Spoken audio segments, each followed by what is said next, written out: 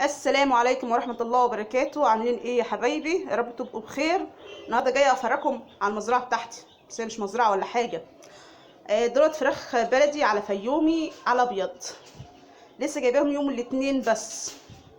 تعالى بقى اوريكم الفراخ القديمه اللي عندي، هما كام فرخه يعني.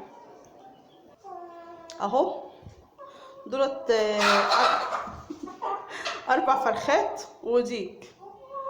كنت مربيهم في البلكونه، ما اتلاقيت في الشقه التانية، قلت بقى ازود الانتاج شويه. ده عنتر.